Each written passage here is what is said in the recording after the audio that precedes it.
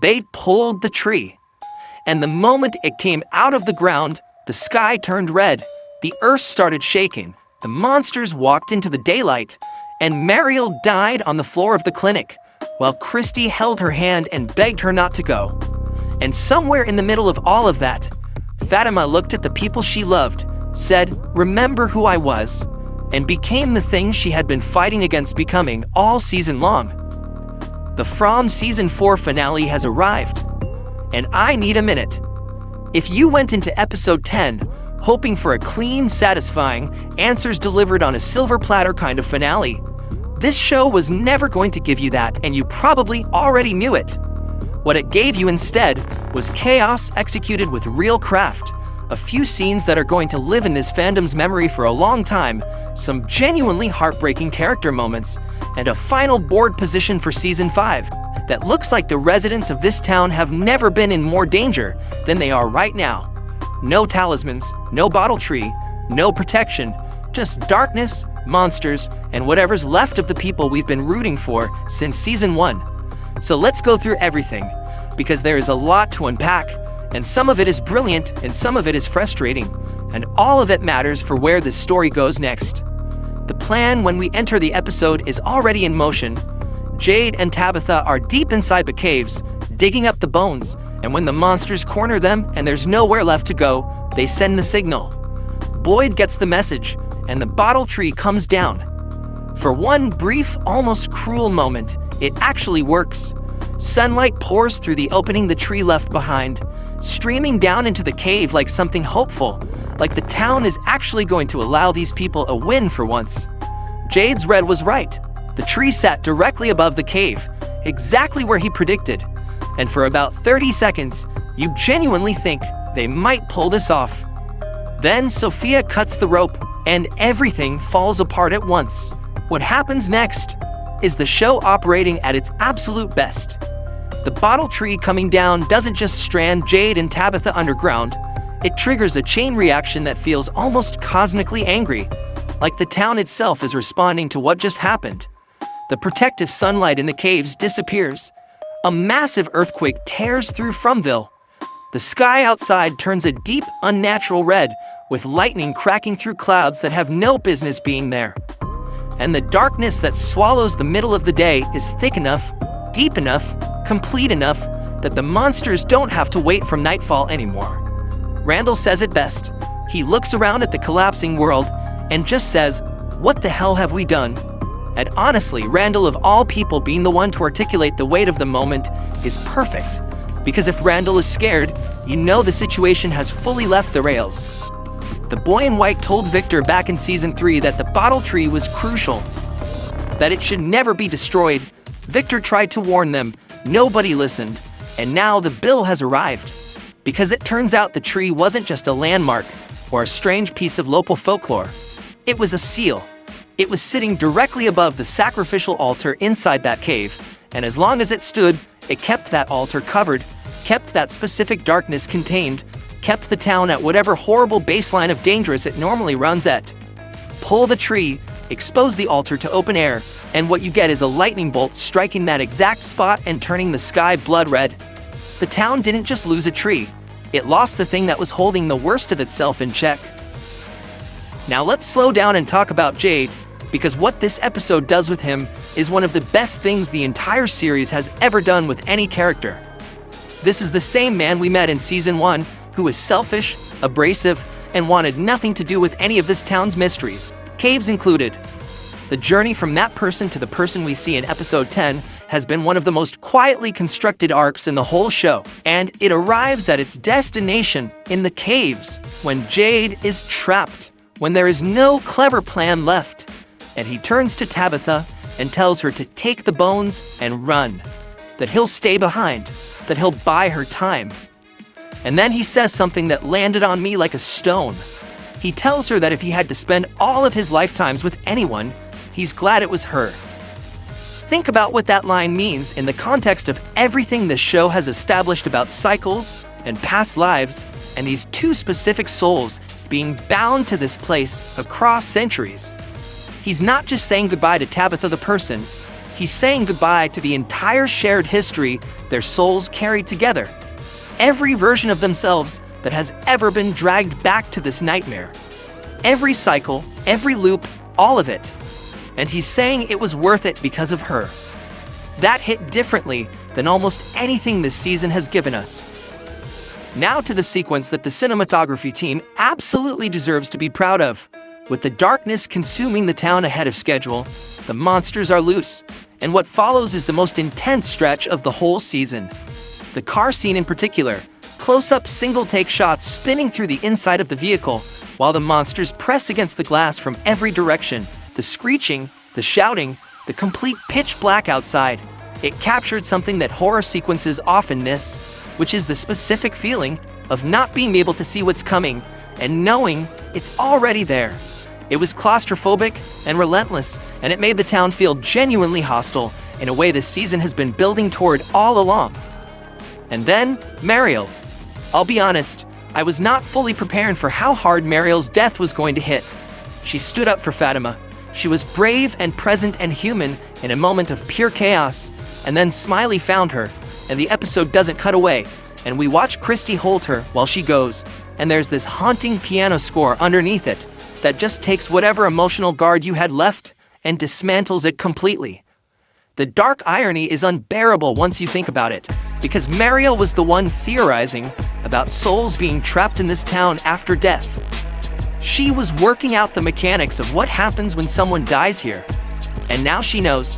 Whatever she was theorizing about, she's living it now. Or whatever the word is for the thing between living and not living that this town apparently specializes in. Losing Marielle also breaks something structural for the town's survival. She was the doctor, the person who kept people alive in a place where getting hurt and sick is a constant reality. Fromville has been systematically dismantled in this finale.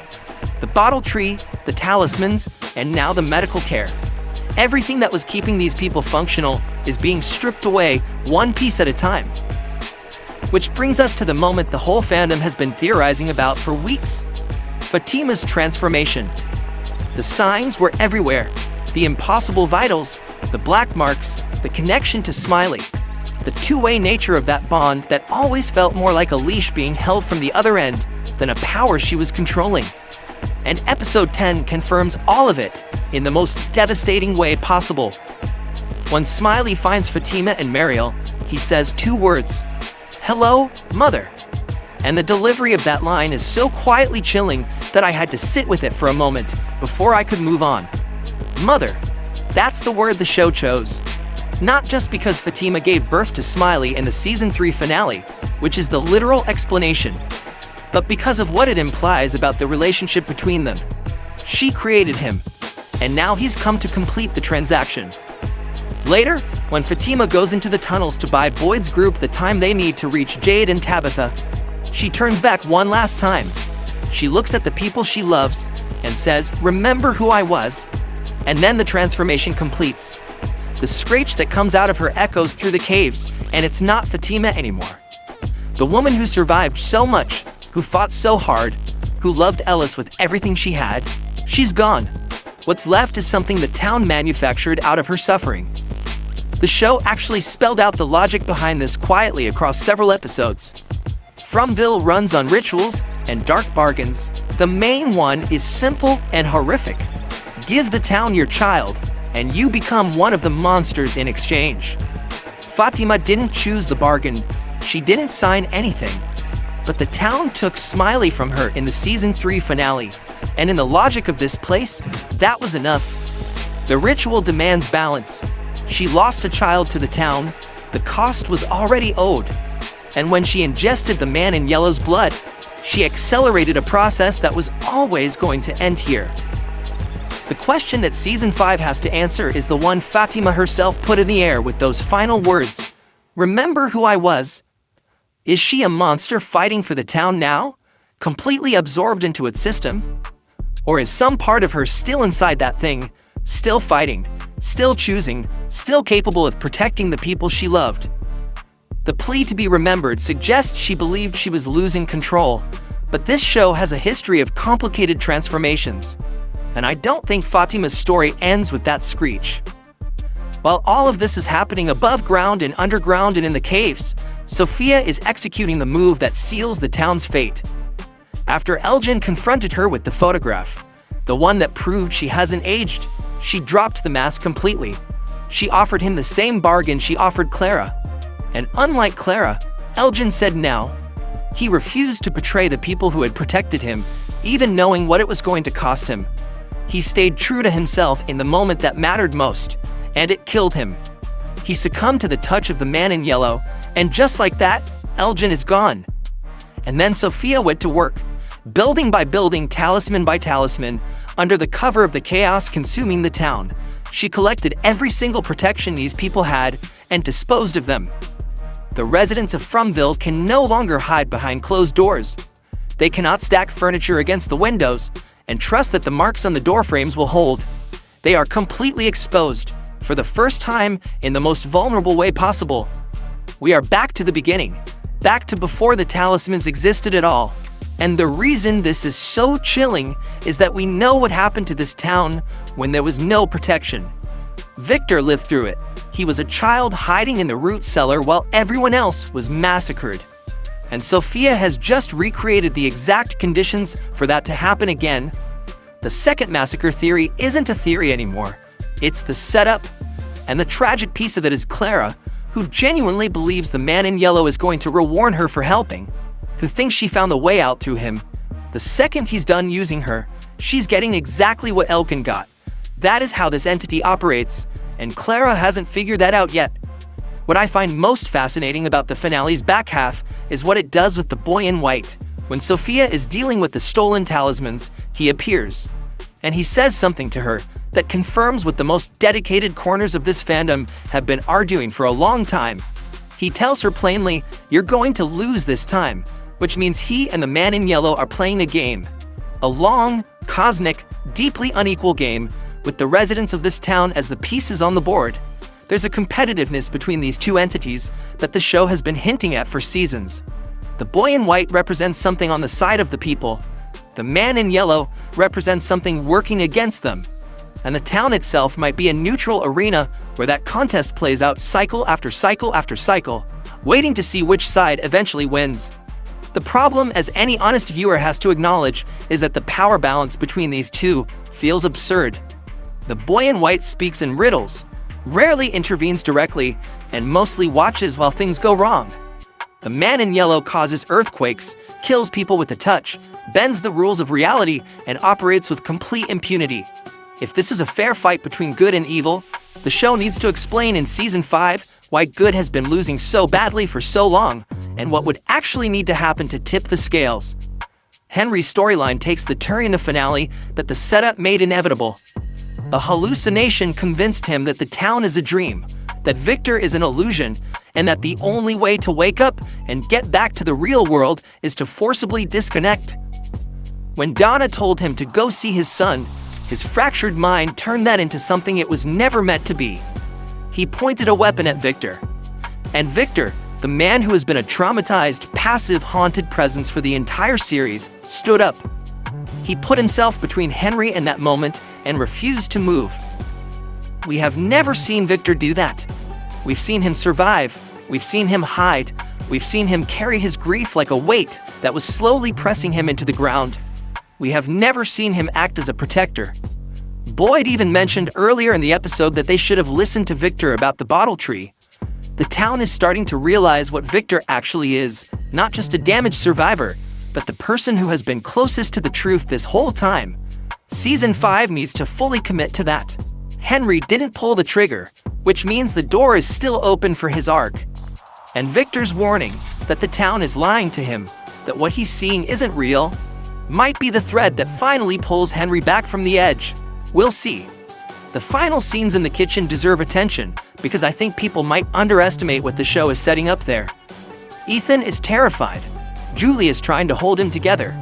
And then the house goes completely sideways, doors slamming on their own, plates flying, the kind of physical chaos that in any other show would read as a straightforward supernatural attack. But nobody gets hurt.